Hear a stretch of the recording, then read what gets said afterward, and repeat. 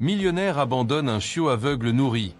Un enfant le sauve. ETCE qui suit laisse tout le monde sans souffle. Le son aigu de faibles aboiements perce à l'air froid du matin dans le parc central. Sophie, une fillette de 10 ans aux cheveux bruns ébouriffés et aux yeux curieux, s'arrêta brusquement sur le chemin de l'école. Ses oreilles se tendirent, essayant de localiser l'origine du bruit. D'un pas prudent, elle s'approcha d'un buisson voisin, écartant délicatement les branches.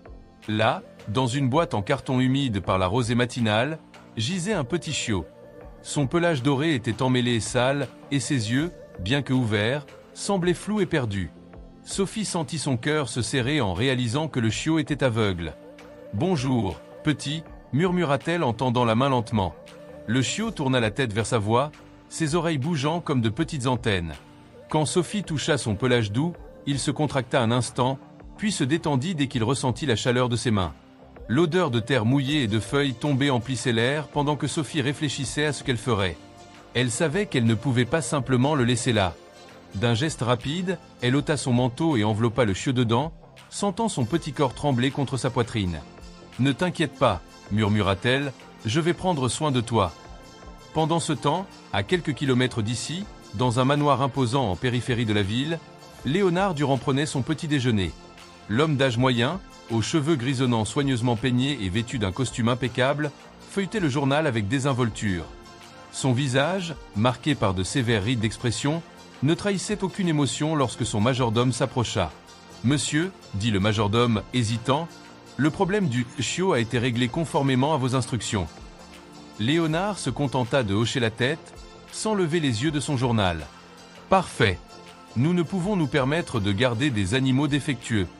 Mauvaise publicité pour l'élevage. » Le majordome sembla vouloir ajouter quelque chose, mais se retint. D'une légère révérence, il s'éloigna silencieusement, laissant Léonard seul avec ses pensées froides et sa tasse de café parfaitement préparée. De retour au parc, Sophie courait aussi vite qu'elle le pouvait avec son précieux paquet.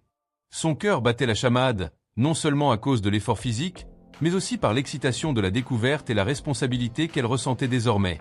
Elle ne savait pas exactement quoi faire, mais elle était sûre d'une chose. Ce petit être dépendait désormais d'elle, et elle ne le laisserait pas tomber.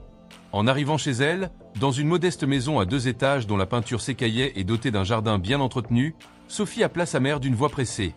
La porte s'ouvrit, révélant une femme d'apparence fatiguée, mais aux yeux doux. Elle regarda, surprise, le paquet dans les bras de sa fille. « Sophie, que fais-tu » commença-t-elle, mais avant même qu'elle ne puisse achever sa phrase, Sophie se mit à expliquer rapidement, ses mots jaillissant dans un torrent d'émotion et d'inquiétude. « Je l'ai trouvé dans le parc, maman. Il est seul et à froid. Et il est aveugle. Nous ne pouvons pas le laisser dehors. S'il te plaît, pouvons-nous l'aider ?» La mère de Sophie hésita un instant, ses yeux passant du visage suppliant de sa fille au petit chiot tremblant dans ses bras. Avec un soupir de résignation et un léger sourire, elle ouvrit davantage la porte et dit « Entre, allons voir ce que nous pouvons faire. » Tandis que Sophie entrait précipitamment, emportant le chiot vers la sécurité et la chaleur de sa maison, le destin commençait à tisser les liens qui uniraient des vies de manière inattendue. Le contraste entre le froid abandon ordonné par Léonard et la chaleur du sauvetage réalisé par Sophie marquait le début d'un voyage qui changerait non seulement la vie du petit chien aveugle, mais celle de tous ceux qui l'entouraient.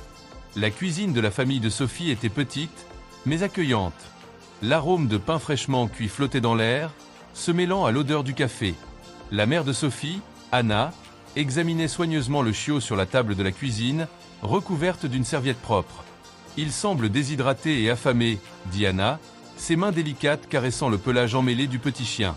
« Sophie, prends un peu de lait tiède et une pipette dans le tiroir. » Sophie obéit promptement, les yeux ne quittant jamais le chiot. « Il ira bien, maman ?» demanda-t-elle. Anna sourit doucement. « Avec les soins appropriés, je crois que oui. Mais Sophie, comprends-tu la responsabilité qu'implique de prendre soin d'un animal, surtout d'un animal ayant des besoins particuliers ?» La fillette acquiesça vigoureusement. « Je promets de m'y consacrer entièrement, maman. Il a besoin de nous. » Pendant qu'elle nourrissait le chiot avec des gouttes de lait tiède, Sophie réfléchissait à un nom. « Et si nous l'appelions Chance ?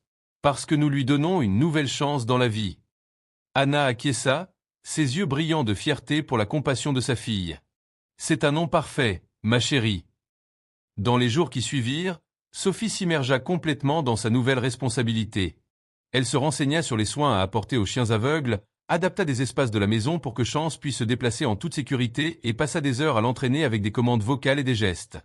La famille de Sophie, bien qu'elle fût confrontée à des difficultés financières, accueillit Chance de tout son cœur. Le père de Sophie, Thomas, un homme aux mains calleuses par le travail acharné, construisit un lit spécial pour le chiot avec des matériaux qu'il trouva dans son entrepôt. Un soir, pendant le dîner, Thomas commenta « Tu sais, j'étais sceptique au début, mais ce petit chien a apporté quelque chose de spécial à notre foyer. » Anna acquiesça en observant Sophie interagir affectueusement avec Chance. Il nous a certainement beaucoup appris sur la compassion et la résilience. Au fil des semaines, Chance grandissait non seulement en taille, mais aussi en confiance. Son pelage doré brillait de santé, et bien que ses yeux restassent sans focalisation, ses autres sens s'étaient développés de manière impressionnante. Sophie découvrit que Chance avait un talent particulier pour détecter les changements d'humeur chez les gens. Lorsque Sophie revenait de l'école, triste ou inquiète, Chance se précipitait immédiatement vers elle, offrant du réconfort par sa présence silencieuse.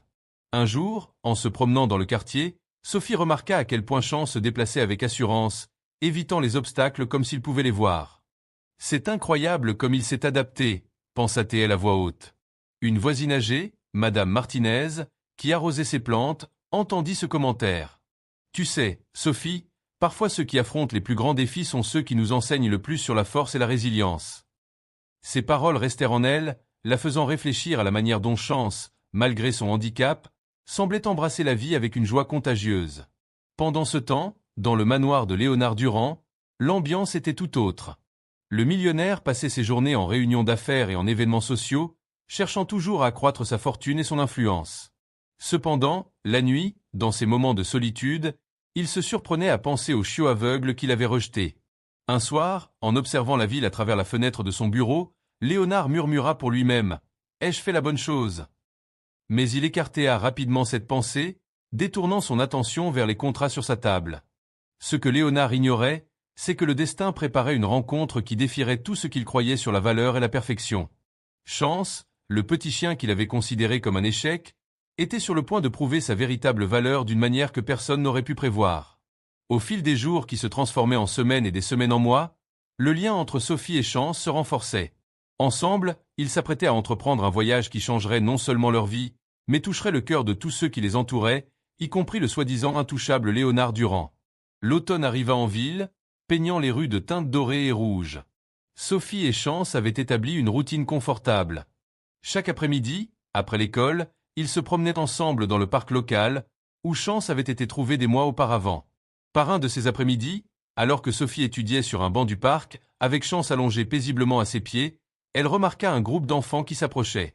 Leurs regards curieux et leurs chuchotements mirent Sophie mal à l'aise. « Est-il vrai que ton chien est aveugle ?» demanda l'un des garçons en désignant Chance. Sophie acquiesça, posant une main protectrice sur Chance. « Oui, il l'est.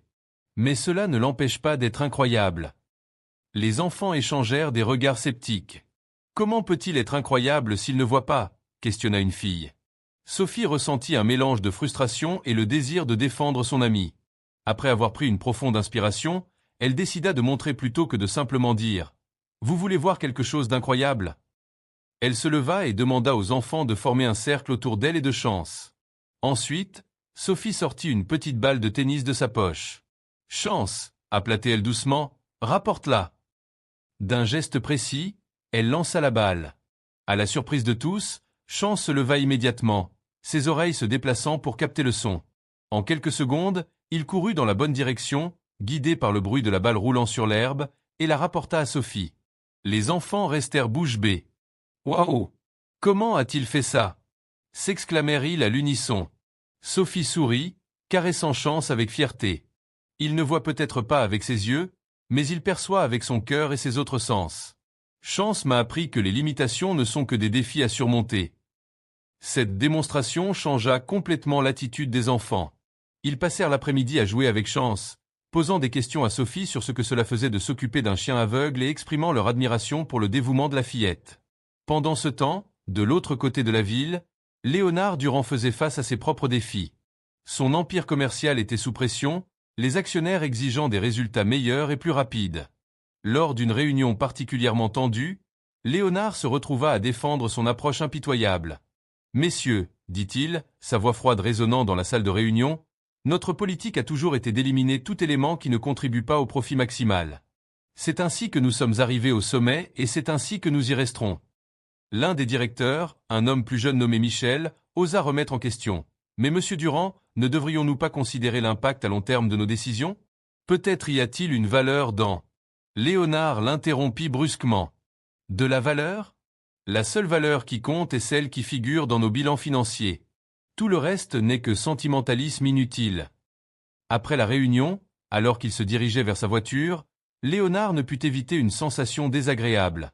Les mots de Michel résonnaient dans son esprit, se mêlant aux souvenirs fugitifs du chiot aveugle qu'il avait rejeté. Cette nuit-là, dans son manoir vide et silencieux, Léonard se surprit à réfléchir sur ses choix. Pour la première fois depuis des années, il se demanda si sa quête implacable de perfection et de profit ne l'avait pas rendu aveugle à d'autres formes de valeur. De retour chez Sophie, la famille se rassemblait pour le dîner. La table était garnie non seulement de plats simples, mais aussi de rires et d'histoires partagées. Chance était allongé à proximité, sa queue battant doucement le sol en réponse aux voix familières. « Sophie, dit Anna en passant un bol de salade, j'ai remarqué que tu es plus confiante ces derniers temps. La professeure a commenté que tu participais davantage en classe. » Sophie sourit, lançant un regard affectueux à Chance. « Je pense que j'ai beaucoup appris de lui, maman. Chance m'a montré que nous ne devons pas laisser nos peurs nous empêcher. » Thomas, le père de Sophie, ajouta avec un sourire fier. « Tu sais, ma chérie, parfois les meilleurs professeurs viennent dans des emballages inattendus. » Cette nuit-là, alors que Sophie se préparait à dormir, avec Chance blottie au pied de son lit, elle réfléchit à la manière dont sa vie avait changé au cours des derniers mois. Ce qui avait commencé comme un acte de compassion s'était transformé en un voyage de croissance mutuelle. « Chance, murmura-t-elle dans l'obscurité, merci de m'avoir appris à voir le monde d'une nouvelle manière. » Le chien leva la tête, ses yeux non-voyants trouvant d'une manière étrange les siens, et Sophie ressentit une vague d'amour et de gratitude. Elle ne savait pas ce que l'avenir lui réservait, mais elle était certaine qu'ensemble, ils pourraient affronter n'importe quel défi.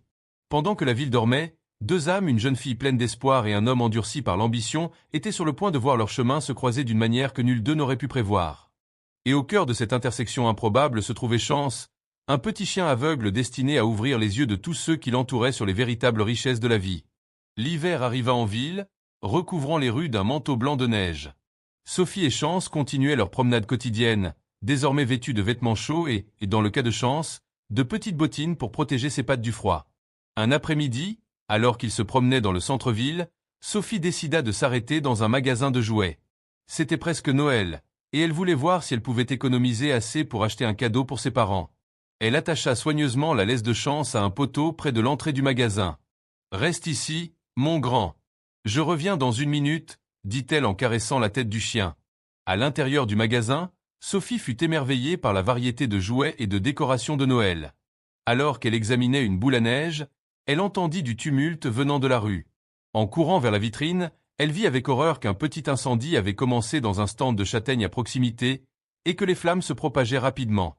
Dehors, Chance commença à aboyer furieusement. Ses oreilles affûtées captaient non seulement le crépitement des flammes, mais aussi un son que personne d'autre ne semblait remarquer, des sanglots étouffés venant de l'intérieur du magasin de jouets. Sophie sortit en courant du magasin, le cœur battant la chamade. « Chance, qu'est-ce qui se passe ?» demanda-t-elle en détachant la laisse. À ce moment, un cri se fit entendre. « Ma fille est encore à l'intérieur. » Une femme pointait désespérément du doigt le magasin de jouets, dont l'entrée était désormais bloquée par les flammes qui se propageaient. Sans hésiter, Chance tira Sophie vers le côté du magasin. Il y avait une petite fenêtre ouverte près du sol, assez grande pour qu'un chien ou un petit enfant puisse passer. « Peux-tu la trouver, Chance ?» demanda Sophie, la voix tremblante de peur et d'espoir. Comme s'il comprenait parfaitement, Chance sauta par la fenêtre. Sophie et la foule qui se formait regardèrent, le cœur serré, pendant que les minutes s'égrenaient. Soudain, on entendit des aboiements venant de l'intérieur du magasin. Quelques instants plus tard, Chance apparut à la fenêtre, guidant doucement une petite fille d'environ 4 ans. Sophie aida rapidement l'enfant à sortir et la remit dans les bras de sa mère soulagée, tandis que les pompiers arrivaient pour maîtriser l'incendie. La nouvelle du sauvetage héroïque se répandit rapidement. Des journalistes se rendirent sur place, impatients de capturer l'histoire du chien aveugle qui avait sauvé une enfant. Sophie, encore tremblante d'émotion, serra Chance dans ses bras, des larmes de soulagement et de fierté aux yeux. Parmi les spectateurs rassemblés se trouvait Léonard Durand. Il était sorti pour une rare promenade en ville, cherchant à se détendre après une autre journée stressante d'affaires. En voyant le tumulte, il s'approcha par curiosité. Lorsque ses yeux se posèrent sur Chance, Léonard eut l'impression d'avoir reçu un coup de poing dans l'estomac. Il reconnut immédiatement le chien, le même chiot aveugle qu'il avait ordonné de jeter des mois auparavant. « Impossible !» murmura-t-il en voyant le chien être célébré comme un héros. Un journaliste à proximité entendit son commentaire. « Connaissez-vous ce chien ?» demanda-t-il, pointant le microphone vers Léonard. Pris de court, Léonard bégaya. « Pas exactement. Il me semble juste familier. » Sophie, entendant la conversation, regarda Léonard avec curiosité. Il y avait quelque chose dans l'expression de l'homme, un mélange de choc et de culpabilité, qui l'intrigua. « Monsieur, dit-elle en s'approchant avec Chance, voici Chance. Je l'ai trouvé abandonné dans le parc il y a quelques mois. Savez-vous quelque chose à ce sujet ?» Léonard sentit le poids du regard de la fillette et du chien. Pour la première fois depuis des années, il se retrouva sans voix. L'histoire qu'il avait tenté d'oublier était là, vivante et aboyante, prouvant sa valeur d'une manière qu'il n'aurait jamais pu imaginer. Commença-t-il, mais fut interrompu par le bruit d'autres sirènes.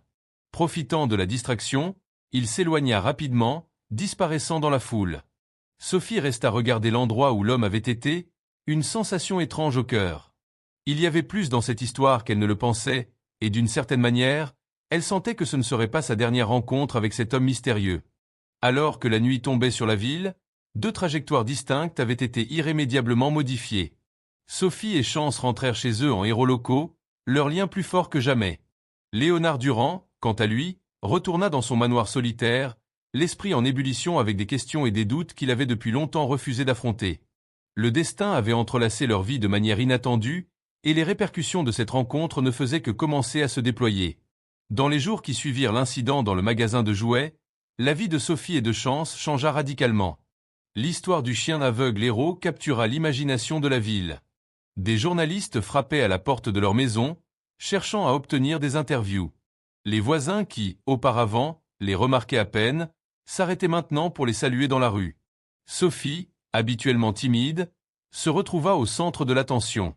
Au début, elle se sentait mal à l'aise, mais peu à peu, elle se rendit compte que c'était une opportunité de partager un message important. « Chance m'a appris qu'il ne faut pas juger sur les apparences », déclara-t-elle lors d'une interview pour le journal local. « Nous avons tous quelque chose d'unique à offrir au monde. » Pendant ce temps, dans le manoir de Léonard Durand, une tempête intérieure faisait rage. La rencontre inattendue avec le chien qu'il avait rejeté déclencha une série de réflexions douloureuses. Il passait des nuits blanches, revisitant dans son esprit les décisions qu'il avait prises au fil des ans. Un matin, son assistant personnel, David, entra dans son bureau avec une expression inquiète. « Monsieur Durand, il y a quelque chose que vous devez voir, » dit-il en remettant une tablette à Léonard. À l'écran, une vidéo montrait Sophie et Chance lors d'une interview à la télévision locale. La caméra se concentrait sur le visage rayonnant de la fillette alors qu'elle racontait comment elle avait trouvé Chance abandonnée dans une boîte dans le parc. Léonard sentit son estomac se nouer. La culpabilité qu'il tentait d'ignorer le frappait désormais de plein fouet. Il éteignit brusquement la tablette. « David, dit-il d'une voix tremblante, annulez mes rendez-vous pour aujourd'hui. J'ai quelque chose à faire. » Cet après-midi-là, Sophie et Chance se trouvaient dans le parc local, participant à un événement de sensibilisation à l'adoption d'animaux aux besoins particuliers. Sophie racontait l'histoire de Chance à un groupe d'enfants fascinés lorsqu'elle remarqua une silhouette familière s'approcher. C'était l'homme du jour de l'incendie, Léonard Durand. Il semblait différent désormais, moins imposant et plus humain. Ses yeux étaient rouges, comme s'il n'avait pas dormi, et ses mains tremblaient légèrement. « Bonjour, dit-il d'une voix rauque, j'avais besoin de vous parler. De vous deux. » Sophie le regarda avec curiosité, sentant que quelque chose d'important allait se passer. « Bien sûr, monsieur. Qu'est-ce qui se passe ?» Léonard s'agenouilla, se mettant à la hauteur des yeux de Sophie et de Chance. Il tendit la main hésitante vers le chien, qui, à la surprise générale, s'approcha et pressa son museau contre ses doigts. « Je m'appelle Léonard Durand, » commença-t-il, la voix embuée, « et je suis responsable de l'abandon de Chance. » Le silence qui suivit fut assourdissant. Sophie eut l'impression que le sol s'était dérobé sous ses pieds. Chance, percevant la tension, se blottit contre sa jambe, offrant un réconfort silencieux. « Pourquoi ?» parvint finalement à demander Sophie, sa voix à peine audible comme un murmure. Léonard ferma les yeux, des larmes lui échappant des coins. « J'avais tort. Tellement terriblement tort. Je croyais que la valeur ne venait que de la perfection, du profit. Je n'ai pas vu, je ne voulais pas voir le potentiel, la vie précieuse qui se tenait devant moi. » Il ouvrit les yeux, regardant fixement Sophie et Chance. « Je suis venu demander pardon. Non seulement à Chance, mais à toi, Sophie. Tu as vu ce que je n'ai pas pu voir. » Sophie resta silencieuse pendant un long moment, digérant tout ce qu'elle venait d'entendre. Une partie d'elle voulait crier, chasser cet homme qui avait causé tant de souffrance, mais une autre, celle qui avait appris de Chance la compassion et les secondes chances, parla plus fort. « Monsieur, vous avez commis une terrible erreur, dit-elle enfin. Mais vous êtes ici maintenant, en train de le reconnaître. Cela est un début. » Chance, comme s'il comprenait la gravité du moment, fit un pas en avant et lécha la main de Léonard. Le geste simple et pur de pardon du chien fut trop pour l'homme. Léonard Durand, le puissant millionnaire, s'effondra en larmes au milieu du parc. Les personnes autour observaient la scène avec un mélange de confusion et d'émotion. Sophie, sentant le poids du moment, posa une main sur l'épaule de Léonard et dit « Ce qui compte maintenant, c'est ce que vous allez faire à partir d'ici. » Léonard leva les yeux et, en croisant le regard de Sophie, quelque chose changea en lui.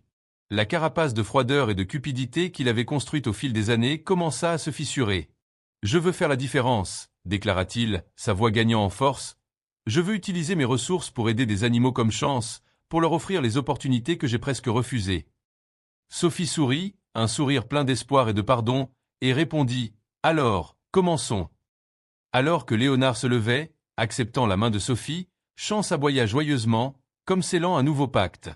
Les personnes présentes, réalisant qu'elles étaient témoins de quelque chose d'extraordinaire, commencèrent à applaudir. À cet instant, au cœur d'un parc ordinaire par un jour apparemment ordinaire, des vies furent transformées.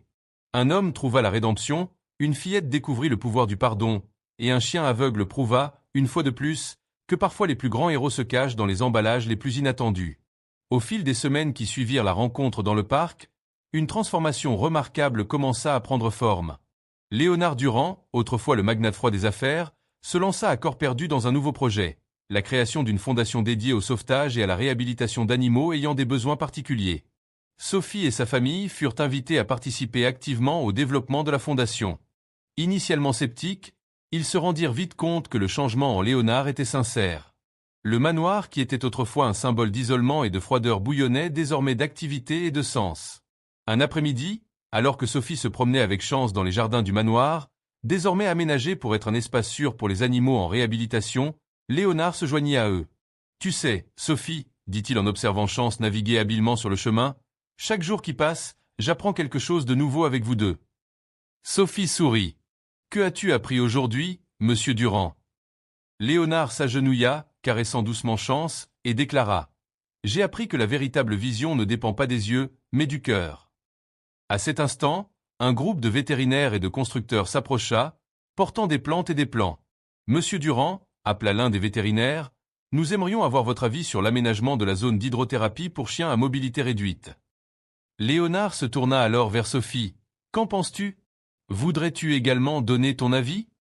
Les yeux de Sophie brillèrent d'excitation. « Vraiment ? » ?»« Bien sûr, » répondit Léonard avec un sourire chaleureux. « Après tout, tu es notre experte en soins particuliers. » Pendant qu'ils marchaient ensemble pour examiner les plans, Chance les suivait joyeusement, sa queue battant comme s'il approuvait chaque pas de ce nouveau voyage. Au fil des jours qui se transformaient en semaines et des semaines en mois, la Fondation Chance, comme elle fut affectueusement nommée, commença à prendre forme. Ce qui avait commencé comme un projet local attira rapidement l'attention nationale. Des histoires d'animaux sauvés et réhabilités circulaires, inspirant d'autres communautés à suivre cet exemple. Sophie, désormais âgée de 11 ans, devint une porte-parole passionnée de la Fondation. Son histoire avec Chance touchait les cœurs et ouvrait les esprits. Lors d'une interview pour un magazine à grande diffusion, elle déclara « Chaque animal a une valeur unique. Parfois, il suffit de regarder avec le cœur pour voir son véritable potentiel. » Léonard, quant à lui, utilisa ses contacts dans le monde des affaires pour récolter des fonds et du soutien. Des entreprises qui se concentraient auparavant uniquement sur le profit adoptèrent désormais des politiques de responsabilité sociale, inspiré par la transformation de Léonard. Un jour, alors qu'il supervisait l'arrivée d'un nouveau groupe d'animaux sauvés, Léonard se tourna vers Sophie et dit « Tu sais, lorsque j'ai ordonné de jeter Chance, je pensais me débarrasser d'un problème.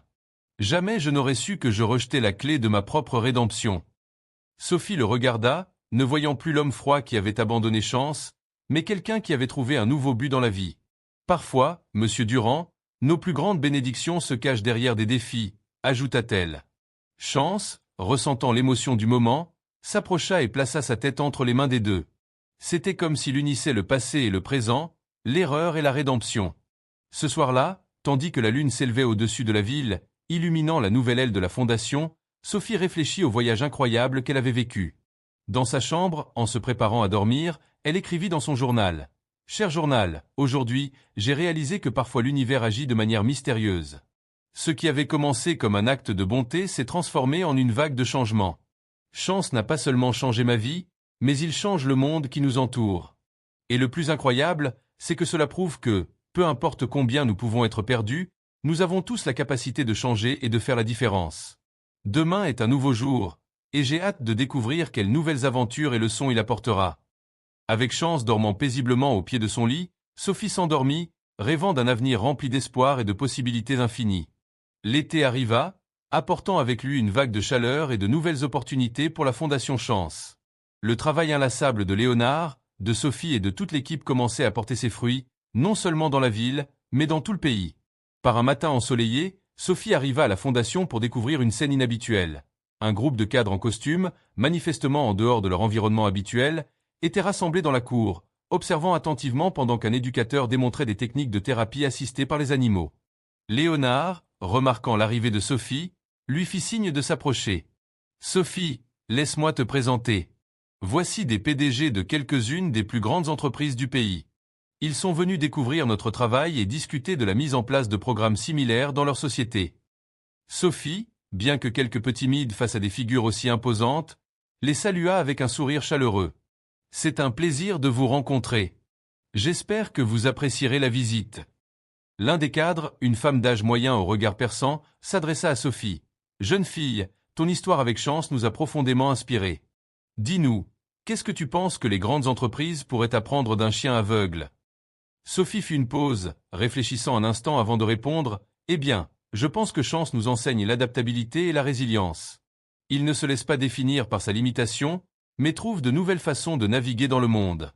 Peut-être que les entreprises pourraient apprendre à être plus flexibles et avoir des opportunités là où d'autres ne voient que des obstacles. » Les cadres échangèrent des regards impressionnés, certains prenant même des notes. Léonard ne pouvait dissimuler la fierté sur son visage. Au fil de la journée, les invités commencèrent à arriver. Il y avait des représentants de refuges pour animaux de tout le pays, des leaders communautaires, des célébrités qui étaient devenues ambassadrices de la cause, et, bien sûr, des dizaines d'animaux sauvés et leurs nouveaux propriétaires. Le moment le plus émouvant de la célébration fut lorsque Sophie monta sur scène pour prononcer un discours. Chance, comme toujours, était à ses côtés, sa présence apportant un réconfort constant et une inspiration. « Il y a un an, » commença Sophie, la voix légèrement tremblante d'émotion, « je n'étais qu'une petite fille qui avait trouvé un chiot abandonné. Aujourd'hui, je me tiens devant vous non pas en tant qu'héroïne, mais en tant que témoin du pouvoir incroyable de la compassion et de la seconde chance. » Elle fit une pause, caressant doucement Chance, puis continua. « Chance m'a appris que nos limitations ne sont que le commencement de nos possibilités. Il m'a montré que la véritable vision vient du cœur. Et ensemble, nous avons découvert qu'un petit acte de bonté peut déclencher une vague de changement qui touche d'innombrables vies. » Les paroles de Sophie résonnèrent dans la salle, touchant les cœurs et inspirant les esprits. Aujourd'hui, nous ne célébrons pas seulement ce que nous avons accompli, mais ce qui reste à venir.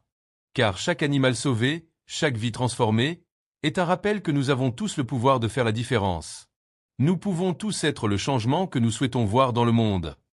Lorsque Sophie eut terminé son discours, la salle éclata en applaudissements. Léonard monta sur scène, visiblement ému, pour annoncer la prochaine phase de la Fondation, un programme national d'éducation sur l'empathie et les soins aux animaux qui serait instauré dans les écoles du pays.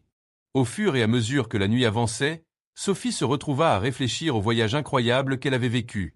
Elle observait Chance interagir avec d'autres animaux et personnes, sa confiance et sa joie contagieuse.